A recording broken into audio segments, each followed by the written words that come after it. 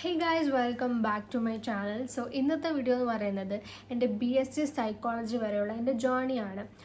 Journey എന്ന് പറയുമ്പോഴത്തേക്കും കുറേ പേര് ചോദിക്കുന്നുണ്ട്, എന്ത് ഇൻസ്പയർ ആയിട്ടാണ് BSc സൈക്കോളജി എടുത്തത്, എന്തുകൊണ്ട് വേറെയുള്ള കോഴ്സ് ചൂസ് ചെയ്തില്ല, എന്തുകൊണ്ടാണ് ഇങ്ങനൊരു ഫീൽഡ്, ഇത്രയും കോമ്പറ്റീറ്റീവ് ആയിട്ടുള്ള ഫീൽഡിൽ എന്തുകൊണ്ടാണ് അഡ്മിഷൻ എടുത്തതെന്നൊക്കെ ഒരുപാട് പേര് എനിക്ക് ഇൻബോക്സിലൊക്കെ വന്ന് മെസ്സേജ് അയക്കുന്നുണ്ട്. പിന്നെ ഒരുപാട് കുട്ടികൾ 10th കഴിഞ്ഞിരിക്കുന്ന കുട്ടികൾ, ചേച്ചി എനിക്ക് BSc സൈക്കോളജി എടുക്കാനാണ് ആഗ്രഹം, കുറേ പേര് പറയുന്നുണ്ട് ഇത് ഭ്രാന്തുള്ള ആൾക്കാരെ ചികിത്സിക്കുന്ന ഒരു കോഴ്സാണ്, അപ്പം വീട്ടുകാരൊക്കെ പറയുന്നുണ്ട് അതെടുക്കണോ, വേറെ ഒരുപാട് പ്രൊഫഷണൽ കോഴ്സുകളില്ലേ, അതെടുത്താൽ പോരെ, ഇതിൻ്റെ സാലറി എന്താണ്, ഇതിൻ്റെ ഓപ്പർച്യൂണിറ്റീസ് എന്താണ്, ഇതിൻ്റെ സ്കോപ്പ് എന്താണ് എന്നൊക്കെ ഒരുപാട് മെസ്സേജസ് വരുന്നുണ്ട്. പിന്നെ എനിക്കൊരു കാര്യം പറയാനുള്ളത്, ഒരുപാട് പേര് ഹായ് എന്ന് ബോക്സിൽ മെസ്സേജ് അയക്കുന്നുണ്ട്. നിങ്ങൾ ഹായ് മാത്രം ഇടാതെ എന്താണ് നിങ്ങൾക്കുള്ള ക്വസ്റ്റ്യൻ, നിങ്ങൾക്ക് എന്തൊക്കെ ഡൗട്ട്സ് ആണുള്ളതെന്നും കൂടെ പറഞ്ഞു തന്നിരുന്നെങ്കിൽ എനിക്ക് അതിനനുസരിച്ച് പ്രിപ്പയർ ആയിട്ട് അതിന് ആൻസർ കൊടുക്കാമായിരുന്നു. ഹായ് മാത്രം അയക്കുമ്പോൾ എനിക്കറിയില്ല അതൊരു ജെന്വിൻ ആണോ അല്ലെങ്കിൽ ചുമ്മാ സംസാരിക്കാൻ വേണ്ടിയിട്ട് മെസ്സേജ് അയക്കുന്നതാണോ എന്നൊന്നും എനിക്ക് അറിയാൻ സാധിക്കില്ല. അപ്പോൾ നിങ്ങൾ സൈക്കോളജിപരമായിട്ടുള്ള കാര്യങ്ങൾ അറിയാൻ വേണ്ടിയിട്ടാണ് മെസ്സേജ് അയക്കുന്നതെന്നുണ്ടെങ്കിൽ നിങ്ങളുടെ ക്വയറീസ് എന്താണെന്നുള്ളതും കൂടെ ഒന്ന് ബോക്സിൽ മെസ്സേജ് ആയിട്ട് അയച്ചു തന്നാൽ എനിക്ക് അതിനനുസരിച്ച് നിങ്ങളുടെ റിക്വസ്റ്റ് അക്സെപ്റ്റ് ചെയ്ത് റിപ്ലൈ ചെയ്യാൻ പറ്റുമോ. അപ്പോൾ അതൊന്ന് മെസ്സേജ് അയക്കുന്നവരൊന്ന് ശ്രദ്ധിച്ച് അയച്ചിരുന്നെങ്കിൽ വളരെ ഉപകാരമായിരുന്നു. കാരണം നമുക്ക് അറിയാൻ പറ്റില്ല, നമ്മൾ പബ്ലിക് അക്കൗണ്ട് ആയതുകൊണ്ട് തന്നെ ഒരുപാട് മെസ്സേജസ് വരുമ്പോൾ ഹായ് ചേച്ചി, ഹലോ ചേച്ചി എന്ന് പറഞ്ഞിട്ട് ഇടുന്നതല്ലാതെ എന്താണ് അവരുടെ ഡൗട്ട്സ് എന്നുള്ളത് തരുന്നത്. പക്ഷെ ചിലർ അവരുടെ ഡൗട്ട്സിൻ്റെ കൂടെ തന്നെയാണ് അവർ മെസ്സേജ് ചെയ്യുന്നത്. അപ്പോൾ അതൊന്ന് ശ്രദ്ധിക്കാം കേട്ടോ. അപ്പോൾ നമുക്ക് ഇന്നത്തെ വീഡിയോയിലേക്ക് കടക്കാം. ഞാൻ എങ്ങനെയാണ് ഈ ഒരു BSc സൈക്കോളജി അല്ലെങ്കിൽ സൈക്കോളജി എടുക്കാം, സൈക്കോളജിസ്റ്റ് ആയിട്ട് കരിയർ ചൂസ് ചെയ്യാമെന്ന് എൻ്റെ മൈൻഡിൽ വരാൻ ഒരു കാരണമുണ്ട്. കാരണം എന്ന് പറഞ്ഞാൽ എക്സ്പീരിയൻസ് ആണ്. ഒരു ഇൻസിഡൻ്റ് ഉണ്ടായി. ഞാൻ 10th ക്ലാസ്സിൽ പഠിക്കുമായിരുന്നു. അപ്പം എനിക്ക് സത്യം പറഞ്ഞാൽ 10th ക്ലാസ് വരെയും 10th ക്ലാസ് കഴിഞ്ഞിട്ടും സൈക്കോളജി എടുക്കണമെന്ന് ഒരു ഇതുമില്ലായിരുന്നു. അപ്പം ഞാനത് വഴിയെ പറഞ്ഞുതരാം. അപ്പോൾ 10th ക്ലാസ്സിൽ ഞാൻ പഠിച്ചത് Little Flower English medium higher secondary school ഇടവേലാണ് ഞാൻ പഠിച്ചത്. അപ്പോൾ വിജയശതമാനത്തിനെയൊക്കെ വലിയ കാര്യത്തിൽ അല്ലെങ്കിൽ വലിയ രീതിയിലുള്ള ഒരു അച്ചീവ്മെൻ്റ് ആയിട്ട് നോക്കുന്ന ഒരു സ്കൂളാണ് എൻ്റെത്. ഞാൻ അൺഎയ്ഡഡ് സ്കൂളാണത്. അപ്പോൾ ഞങ്ങൾക്ക് ഈ 10th ക്ലാസ്സിലെ കുട്ടികൾക്ക് ഒരു കൗൺസിലിംഗ് ക്ലാസ് ഉണ്ടായിരുന്നു. ഒരു സൈക്കോളജിസ്റ്റ് വന്ന്, എനിക്ക് ഇപ്പോഴും പേര് ഓർമ്മയുണ്ട്, ലിസി ഷാജഹാൻ എന്നായിരുന്നു സൈക്കോളജിസ്റ്റിൻ്റെ പേര്. അപ്പം ആ മാഡം വന്ന് ഞങ്ങൾക്ക് ഒരു ക്ലാസ് എടുത്തു. ഇതിലും ഈ ക്ലാസ് എടുക്കുന്നതെന്ന് പറഞ്ഞാൽ കുറച്ചെങ്കിലും ഈ ഡിമോട്ടിവേറ്റഡ് ആയിട്ടിരിക്കുന്ന കുട്ടികളെ മോട്ടിവേറ്റ് ചെയ്ത് നല്ലൊരു മാർക്ക് സ്കോർ ചെയ്യാൻ വേണ്ടിയിട്ടായിരുന്നു. SSLC 10th class full A+ എന്നൊക്കെ പറയുമ്പോൾ തന്നെ വലിയൊരു കാര്യമാണ്. ഞാൻ പഠിച്ച സമയത്ത് ഇപ്പോഴത്തെ കാര്യം എനിക്കറിയില്ല. അപ്പോൾ അന്ന് ആ മാഡം വന്നിട്ട് ഞങ്ങൾക്ക് ഒരുപാട് കാര്യങ്ങൾ പറഞ്ഞു തന്നു. അന്നല്ല, കൊച്ചിലെ തൊട്ട് ഞാൻ കുറച്ച് അറ്റൻഷൻ സീക്കിംഗ് ആയിരുന്നു. കാരണം ഒരു 10 പേര് ഇരിക്കുന്ന സ്ഥലത്ത് സൗണ്ട് ഉണ്ടാക്കി ബഹളം വെച്ച് അവരോടൊക്കെ സംസാരിച്ച് അവരോടായിട്ട് ഈ മിങ്കിൾ ചെയ്യാൻ വേണ്ടി ഭയങ്കര ഇഷ്ടമുള്ള ഒരു കൂട്ടത്തിലായിരുന്നു. അപ്പം അന്ന് ആ ഒരു മാഡം വരുമ്പം, സൈക്കോളജിസ്റ്റ് എന്ന് പറയുമ്പം ഇപ്പോഴത്തെ കുട്ടികൾക്ക് എങ്ങനെയാണെന്ന് എനിക്കറിയില്ല, പക്ഷെ എന്നെ സംബന്ധിച്ച് നമ്മളുടെ മനസ്സ് വായിക്കും, നമ്മൾ ഇരിക്കുന്ന രീതി കാണുമ്പോൾ അവർക്ക് മനസ്സിലാവും ശ്രദ്ധിക്കുവാണോ അല്ലയോ, നമ്മളുടെ ഗസ്റ്റ് കാണുമ്പോൾ അവർക്ക് മനസ്സിലാവും എത്രമാത്രം ഇൻട്രസ്റ്റഡ് ആയിട്ടാണ് ഈ ഒരു ക്ലാസ് അറ്റൻഡ് ചെയ്യുന്നതെന്നൊക്കെ അവർക്ക് മനസ്സിലാവും എന്നുള്ളൊരു തോട്ടാണ് എനിക്ക്.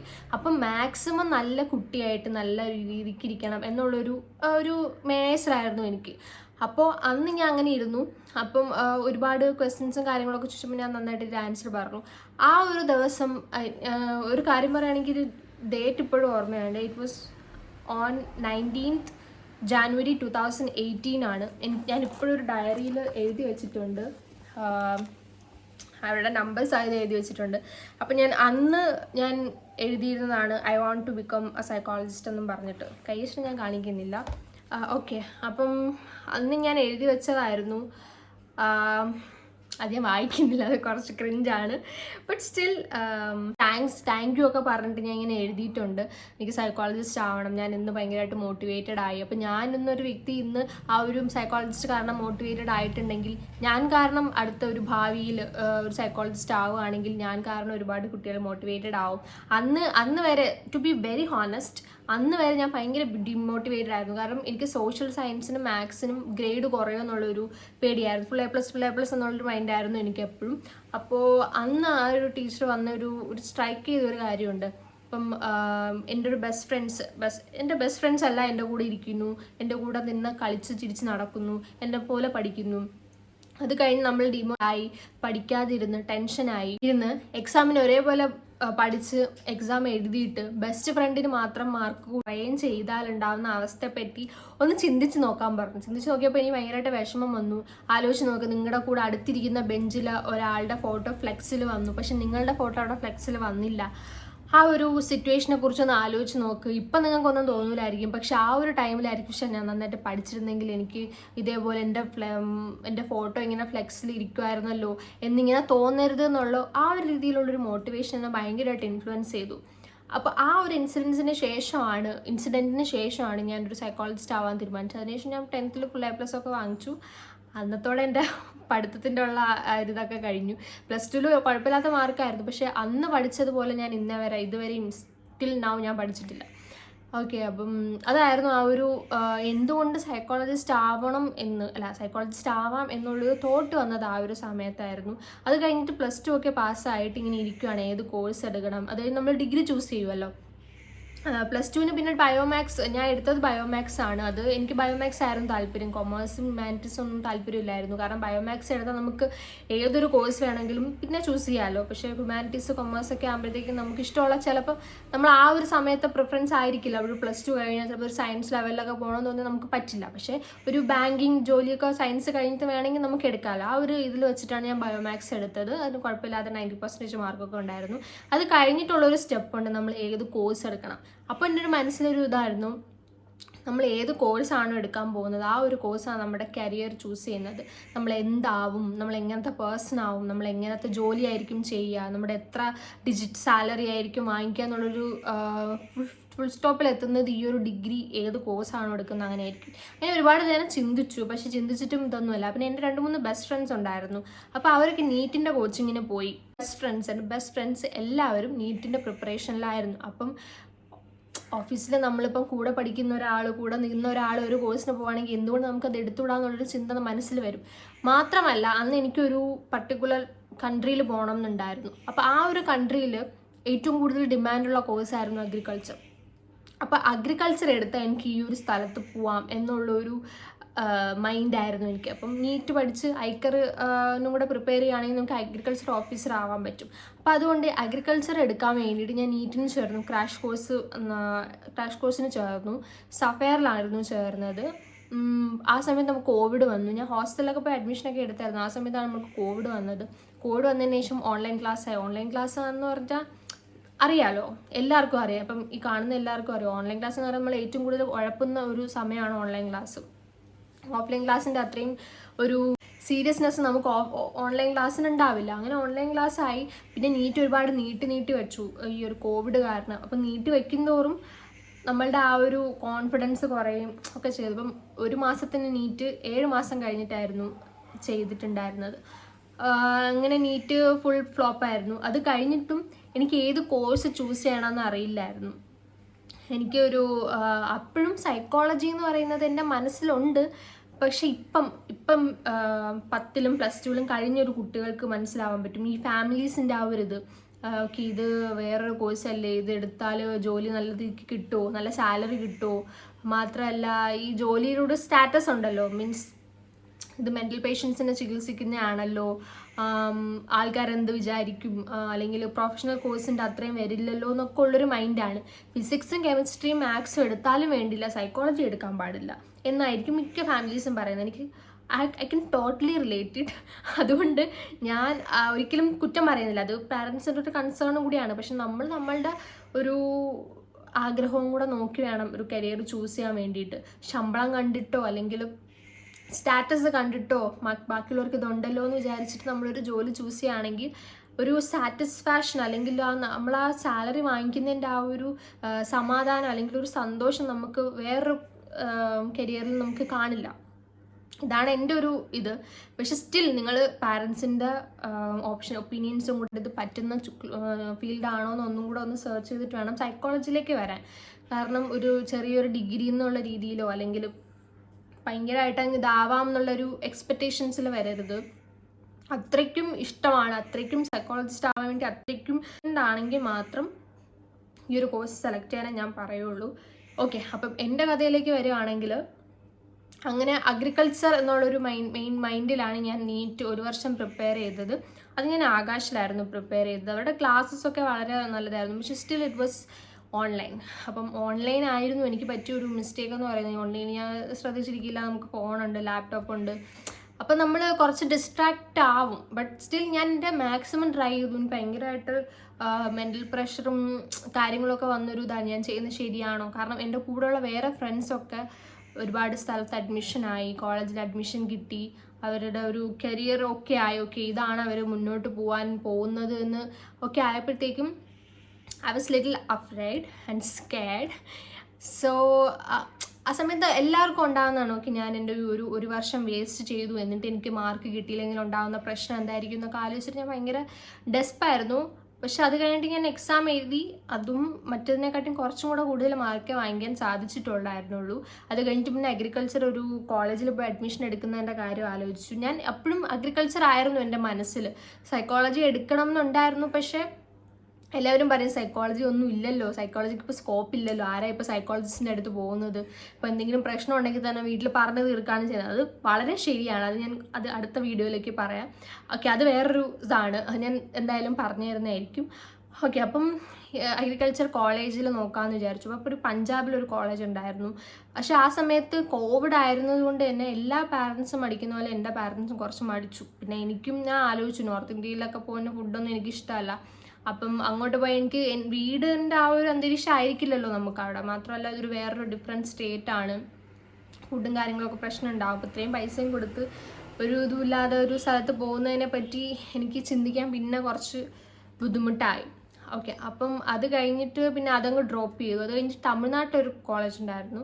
അവർ പറഞ്ഞു സൂപ്പറാണ്, ഇവിടെ മലയാളീസൊക്കെ ഉണ്ട്, തമിഴൻസ് മാത്രമല്ല, നല്ല കോളേജാണ്, നല്ല കോഴ്സാണ്, നല്ല ക്യാമ്പസ് സെലക്ഷൻ ആണെന്നൊക്കെ പറഞ്ഞ് ഭയങ്കരമായിട്ട് എന്നെ ഇതാക്കി. 13 lakhs ആയിരുന്നു ആ ഒരു സമയത്ത് അതിൻ്റെ കോഴ്സിൻ്റെ ഫീസ് എന്ന് പറയുന്നത്. 5 വർഷം പഠിക്കാൻ 13 ലക്ഷം രൂപയാണെന്നാണ് പറഞ്ഞത്. അപ്പം ഈ ഒരു ഇത്രയും പൈസ മുടക്കണം എന്നുള്ളത് കൊണ്ട് തന്നെ നമ്മൾ അവിടെ പോയി വിസിറ്റ് ചെയ്ത് അതിൻ്റെ എൻട്രൻസ് കണ്ടപ്പോൾ തന്നെ ഞാൻ ഞെട്ടിപ്പോയി. എന്ന് വെച്ചാൽ നമ്മൾ അത്രയും പറഞ്ഞ് ഒക്കെ ഇത് നല്ല കോളേജാണോ ഇങ്ങനെയാണെന്നൊക്കെ പറഞ്ഞിട്ട് അവിടെ ചെന്ന് നമ്മൾ ഓഫീസിൽ ചെന്ന് തിരക്കിയപ്പോഴത്തേക്കും ചോദിച്ചപ്പോൾ പറഞ്ഞു ഇതുവരെ പഠിച്ചതിൽ അവിടെ ഒരു മലയാളി സ്റ്റുഡൻറ്റേ പഠിച്ചിട്ടുള്ളൂ, അതും ഈ വർഷം വന്നാൽ വന്നു, വന്നില്ലെങ്കിൽ വന്നില്ല എന്നുള്ളൊരു ഇതാണ്. പക്ഷെ അവർ ഏജൻസിക്കാരുടെ പറച്ചിൽ കേട്ടാൽ തോന്നും എല്ലാ മലയാളീസാണ്, ഒരു തമിഴൻസാണ് അവിടെ ഇല്ലാത്തതെന്ന് വരെ തോന്നിപ്പോവും. അപ്പം അതുകൊണ്ട് ഈ ദൂരെ പഠിക്കാൻ പോകുന്ന കോളേജിൽ പഠിക്കാൻ പോകുന്ന കുട്ടികളുടെ അടുത്ത് എനിക്ക് പറയാനുള്ളത്, ആദ്യമേ നിങ്ങൾ ഇത്രയും പൈസ കൊടുത്താണ് പഠിക്കുന്നതെന്നുള്ള ബോധം ഉണ്ടാവുക. അത് കഴിഞ്ഞിട്ട് ആ ഒരു കോളേജിൽ പോയി വിസിറ്റ് ചെയ്യുക. നല്ലൊരു കോളേജ് ആണെങ്കിൽ മാത്രം പോയി അഡ്മിഷൻ എടുക്കുക. അല്ലാന്നുണ്ടെങ്കിൽ നിങ്ങൾ തന്നെ പിന്നെ റിഗ്രറ്റ് ചെയ്യും. ഓക്കെ, അപ്പം അതാണ് എൻ്റെ കാര്യത്തിലുള്ളൊരു സജഷൻ എന്ന് പറയുന്നത്. നിങ്ങൾ ഏതൊരു വലിയൊരു കോളേജിൽ പോകാൻ നിന്നാലും ഏജൻസിക്കാർ അവരുടെ കമ്മീഷന് വേണ്ടിയിട്ട് പറയും നല്ല കോളേജാണ്, നല്ല കോഴ്സ് നല്ലതാണ്, പക്ഷെ നല്ല കോളേജാണ്, നല്ല ഏരിയ ആണ് എന്നൊക്കെ പറയും. പക്ഷെ ഇതെന്ന് പറഞ്ഞാൽ ഒരു കാട് പോലത്തെ ഒരു സ്ഥലമായിരുന്നു. ഒരു ഗൂഗിൾ മാപ്പ് ഇട്ടപ്പോൾ തന്നെ ഏതൊക്കെ വീടിൻ്റെ അടുക്കളയിൽ കൂടെയൊക്കെയാണ് ഞാൻ പോയത്. എനിക്കിപ്പോഴും ഓർമ്മയുണ്ട്. അത് ഭയങ്കര ട്രൊമാറ്റിക് എക്സ്പീരിയൻസ് ആയിരുന്നു. അവിടെ ചെന്ന് കണ്ടപ്പോൾ തന്നെ ഞാൻ ഉറപ്പിച്ചു, ഓക്കെ ഞാൻ ഈ കോളേജിൽ അഡ്മിഷൻ എടുക്കാൻ പോകുന്നില്ല. അത് കഴിഞ്ഞിട്ടായിരുന്നു ഡിഗ്രി അലോട്ട്മെൻറ്റ് വന്നത്. അപ്പം ഞാൻ ഇങ്ങനെ ആലോചിച്ചു ഇനി എന്ത് ചെയ്യുക. എനിക്ക് മനസ്സിലായി പ്രൊഫഷണൽ കോഴ്സൊന്നും എനിക്ക് പറ്റിയതല്ല എന്ന്. കാരണം എനിക്ക് നീറ്റിന് മാർക്കില്ലല്ലോ. അപ്പോൾ പിന്നെ വേറെ കോളേജ് എടുക്കാമെന്ന് വിചാരിച്ചവർക്ക് നല്ല കോളേജ് ഇല്ല. അപ്പം ഞാൻ വിചാരിച്ചു എനിക്ക് പിന്നെ ഡിഗ്രി അലോട്ട്മെൻറ്റ് എന്തായാലും കൊടുക്കാം. ഞാൻ വർക്കല പഠിക്കൂല, ഞാൻ ഇവിടെ നിന്ന് പോവും എന്നൊക്കെ പറഞ്ഞ് ഭയങ്കര മൈൻഡിലൊക്കെ ഇരിക്കുമായിരുന്നു. പക്ഷെ അവസാനം വർക്കല തന്നെ വന്ന് പെട്ടു, ഒരു കോളേജിൽ അഡ്മിഷൻ എടുത്തു. ആദ്യമേ ഞാൻ വെച്ചത് സൈക്കോളജിയും പിന്നെ ഇംഗ്ലീഷും ആയിരുന്നു. അപ്പം ഞാൻ പഠിച്ചിറങ്ങിയ കോളേജ് ഒരു സെൽഫ് ഫിനാൻസിങ് കോളേജാണ്. അവിടെ ഞങ്ങൾക്ക് ഓക്കെ ആയിരുന്നു, പക്ഷേ ഇനി വരുന്ന കുട്ടികൾക്ക് ഓക്കെ ആണോ എന്നുള്ളത് എനിക്കറിയത്തില്ല. കാരണം ഫാക്കൽറ്റീസ് ഒന്നുമില്ല. ഞാൻ പഠിച്ച സമയത്ത് തന്നെ ഒരു 5-6 ടീച്ചേഴ്സെങ്കിലും മാറിയിട്ടുണ്ട്. ഒരു ടീച്ചർ വരും, പിന്നെ അടുത്ത കുറച്ച് നാൾ കഴിയുമ്പോൾ വേറെ ടീച്ചർ വരും. പക്ഷെ ടീച്ചേഴ്സിൻ്റെ കാര്യത്തിൽ എനിക്കൊന്നും പറയാനില്ല. അതേ വേറെ ദ ബെസ്റ്റ് എവർ ടീച്ചർ. അങ്ങനത്തെ ഒരു ടീച്ചേഴ്സിനെ കിട്ടണമെങ്കിൽ ഭാഗ്യം ചെയ്യണം. നല്ല ഫ്രണ്ട്ലി ടീച്ചേഴ്സായിരുന്നു. നമുക്ക് കുറച്ചും കൂടെ ഫ്രണ്ട്ലി ആയിട്ട് നിൽക്കാൻ പറ്റും. ഇപ്പം ചിലർ പറയും ഞങ്ങൾക്കൊന്നും ഇങ്ങനത്തെ ടീച്ചേഴ്സ് ഇല്ലല്ലോ എന്നുള്ളത്. പക്ഷെ ഞങ്ങൾക്ക് അങ്ങനത്തെ ടീച്ചേഴ്സിനെ കിട്ടാൻ ചെയ്യണം. അങ്ങനത്തെ ടീച്ചേഴ്സിനെ കിട്ടണമെങ്കിൽ ഭയങ്കര അണ്ടർസ്റ്റാൻഡിങ്, ഭയങ്കര ഫ്രണ്ട്ലി, നമ്മളുടെ ഫീലിങ്സും ഇമോഷൻസും ഒക്കെ മനസ്സിലാക്കുന്ന കുറച്ച് നല്ല ടീച്ചേഴ്സായിരുന്നു അവർ. ഞാൻ ഭയങ്കരമായിട്ട് മിസ് ചെയ്യുന്നുണ്ട് ഇപ്പോൾ അവരെ. ഓക്കെ. അപ്പോൾ പക്ഷേ ഈ കാണുന്ന ഇനി പോകാൻ നോക്കുന്നവർ അങ്ങോട്ട് ചെല്ലണ്ട. കാരണം ഈ പറയുന്ന ആരും അവിടെ ഇല്ല. എല്ലാവരും അവിടെ നിന്ന് റിസൈൻ ചെയ്ത് പോയി. വേറെ സ്കൂളിലും കോളേജിലും ഒക്കെ അവർ ചേർന്നു ഫാക്കൽറ്റീസായിട്ട്. ഓക്കെ. അപ്പോൾ ഇതാണ് എൻ്റെ ഒരു സൈക്കോളജി ജേർണി എന്ന് പറയുന്നത്. പിന്നെ ഞാൻ സൈക്കോളജിയിൽ എങ്ങനെ വന്നു പെട്ടു എന്ന് വിചാരിച്ചപ്പോൾ ഞാൻ ആലോചിച്ചു, എനിക്ക് മാത്സ് ഇഷ്ടമല്ല. പിന്നെ എനിക്ക് ഈ സോഷ്യലായിട്ടുള്ള ഹ്യൂമാനിറ്റീസ്കാരമായിട്ടുള്ള ഹിസ്റ്ററി ടൈപ്പ് കാര്യങ്ങളൊന്നും പഠിക്കുന്നത് ഇഷ്ടമല്ല. പിന്നെ ഫിസിക്സ് എനിക്ക് കണ്ടേ കൂടാ. പിന്നെ മാത്സ് എനിക്ക് ഇഷ്ടമല്ല. പിന്നെ കെമിസ്ട്രിയിൽ ഓർഗാനിക് കെമിസ്ട്രി ഒക്കെ പഠിച്ച് ഞാൻ എങ്ങനെയെങ്കിലുമൊക്കെയാണ് ഞാൻ ഒരു നല്ല മാർക്ക് വാങ്ങിച്ചെടുത്ത കെമിസ്ട്രിയിൽ. അപ്പോൾ ഇതൊന്നും ഇല്ലാത്ത ഏത് കോഴ്സ് ഉണ്ടെന്ന് നോക്കിയപ്പോൾ ഇംഗ്ലീഷും പിന്നെ സൈക്കോളജി മാത്രമേ ഉണ്ടായിരുന്നുള്ളൂ. പിന്നെ ഞാൻ ആലോചിച്ച് എനിക്ക് കുറച്ചും കൂടെ ഇഷ്ടം സൈക്കോളജിയാണ്. ഞാൻ പണ്ട് സൈക്കോളജി പഠിക്കാമെന്നാണല്ലോ വിചാരിച്ചത്. ഇപ്പം സ്കോപ്പ് ഇല്ലെങ്കിലും കുറച്ച് നാൾ കഴിയുമ്പോൾ അതിന് സ്കോപ്പ് വരും. അപ്കമിങ് ഗ്രോയിങ് ഫീൽഡാണ് സൈക്കോളജി എന്ന് പറയുന്നത്. അതുകൊണ്ട് സൈക്കോളജി എടുക്കണം താല്പര്യമുള്ളവർ എന്തായാലും എടുക്കുക. ഇപ്പോൾ 4 ഇയർ ഡിഗ്രിയാണ്. അപ്പോൾ കുറച്ച് സിലബസും കാര്യങ്ങളൊക്കെ മാറിയിട്ടുണ്ട്. പിന്നെ കുറച്ച് പേര് ക്ലാസ്സസ് എടുക്കുമെന്ന് ചോദിച്ചിട്ടുണ്ട്. ക്ലാസ്സസ് എടുക്കാൻ എനിക്ക് സിലബസ് എൻ്റെ കയ്യിൽ കിട്ടിയിട്ടില്ല. സിലബസ് കിട്ടിയതിന് ശേഷം എനിക്ക് എന്നെക്കൊണ്ട് പറ്റുന്നതാണ്, ഞാൻ പഠിച്ചതൊക്കെ ആണെന്നുണ്ടെങ്കിൽ ഞാൻ ഉറപ്പായിട്ട് നിങ്ങൾക്കൊരു ക്ലാസ് തരുന്നതായിരിക്കും. പക്ഷെ ഞാൻ ഉറപ്പ് പറയുന്നില്ല സ്റ്റിൽ. ഓക്കെ. അപ്പോൾ ഇതാണ് എൻ്റെ ഒരു സൈക്കോളജിയിലോട്ടുള്ളൊരു ജേർണി എന്ന് പറയുന്നത്. സൈക്കോളജി എടുക്കണം എന്ന് താല്പര്യപ്പെട്ടിരിക്കുന്ന കുറേ 10ാം ക്ലാസ്സിലും +2-ലൊക്കെ പഠിക്കുന്ന കുട്ടികളുടെ അടുത്ത് എനിക്ക് പറയാനുള്ളത്, can definitely go for psychology degree because it's an upcoming growing field. And അത് തന്നെ. പിന്നെ സാലറിയുടെ കാര്യം പറയുകയാണെങ്കിൽ സാലറി ഇറ്റ് ഡിപ്പെൻഡ്സ്. ഇപ്പം നിങ്ങളൊരു കൺസൾട്ടിങ് സൈക്കോളജിസ്റ്റ് ആണ്, അപ്പം നിങ്ങൾക്കൊരു 5 കേസ് ഒരു ദിവസം കിട്ടുന്നുള്ളൂ. നിങ്ങൾ 1500 വെച്ചിട്ടാണ് വാങ്ങിക്കുന്നത്. നിങ്ങൾക്ക് കാൽക്കുലേറ്റ് ചെയ്ത് നോക്കാം നിങ്ങളുടെ ആ ഒരു സാലറി എന്ന് പറയുന്നത്. ഇൻ കേസ് നിങ്ങൾ ഗവൺമെൻറ്റിലാണെങ്കിൽ അവിടെയും സാലറി ഡിഫറെൻ്റ് ആയിരിക്കും. ഇൻ കേസ് നിങ്ങളൊരു PhD ചെയ്ത് കഴിഞ്ഞിട്ട് ഒരു ഹോസ്പിറ്റലിലാണ് വർക്ക് ചെയ്യുന്നത്, ഹോസ്പിറ്റലിലെ സാലറി കൂടുതലാണെങ്കിൽ അവിടെയും ഡിഫറെൻ്റ് ആയിരിക്കാം. ഒരുപാടൊന്നും എക്സ്പെക്റ്റ് ചെയ്യരുത്. Don't expect too much of salary. കാരണം ഇതൊരു ഇപ്പം നിങ്ങൾക്കൊരു മെൻ്റൽ പ്രശ്നം വന്നു. മെൻ്റൽ പ്രശ്നം എന്ന് ഞാൻ ഉദ്ദേശിക്കുന്നത് മാനസിക ബുദ്ധിമുട്ട് വന്നു, ഒരു ഭയങ്കര അപ്സെറ്റാണ്. ഡിപ്രഷൻ എന്നൊന്നും ഞാൻ പറയത്തില്ല. ഡിപ്രഷൻ എന്ന് പറഞ്ഞാൽ എക്സ്ട്രീമാണ്. നിങ്ങൾക്കിപ്പം സ്റ്റഡീസിൽ ഡിമോട്ടിവേറ്റഡ് ആണ്, ഫാമിലി ഇഷ്യൂസ് ഉണ്ട്, അച്ഛനും അമ്മയും തമ്മിൽ പ്രശ്നം, അല്ലെങ്കിൽ സ്റ്റഡീസിൽ ഫോക്കസ് ചെയ്യാൻ പറ്റുന്നില്ല, അല്ലെങ്കിൽ ഒരു ബ്രേക്കപ്പ് ഇഷ്യൂ, ഇതുണ്ടെങ്കിൽ ഒരു 10-ൽ ഒരു 2-3 പേര് മാത്രമേ ഒരു സൈക്കോളജിസ്റ്റിനെ പോയി കൺസൾട്ട് ചെയ്യുള്ളൂ. ബാക്കിയുള്ളവർ എന്താ ചെയ്യുക? ഫ്രണ്ട്സുമായിട്ട് സംസാരിക്കും, ചിലർ സൂയിസൈഡ് ചെയ്യും. അങ്ങനെയൊക്കെ പല രീതിയിൽ പ്രശ്നങ്ങളുണ്ട്. ഈ സൂയിസൈഡിനെയൊക്കെ നമുക്ക് ഈ സൈക്കോളജി കൗൺസിലിങ്ങിന് കൊണ്ട് മാറ്റാവുന്നതേ ഉള്ളൂ. പക്ഷെ ആരും അതിലിപ്പം പാരൻസിനോട് നമുക്ക് പറയാൻ പറ്റത്തില്ല, ഈ ബ്രേക്കപ്പ് വന്നിരിക്കുകയാണ്, എനിക്കൊരു കൗൺസിലിംഗ് വേണമെന്ന് പറഞ്ഞാൽ അവർ ആദ്യമേ ചൂലെടുത്ത് അടിക്കും. അപ്പോൾ അതുകൊണ്ട് കുട്ടികളാരും പേടിച്ച് പോകത്തില്ല. ഇനിയിപ്പോൾ തന്നെ അമ്മയ്ക്കോ അച്ഛനോ എന്തെങ്കിലും മാനസിക ബുദ്ധിമുട്ട് വന്നാൽ തന്നെ സൈക്കോളജിസ്റ്റിൻ്റെ അടുത്ത് പോവില്ല.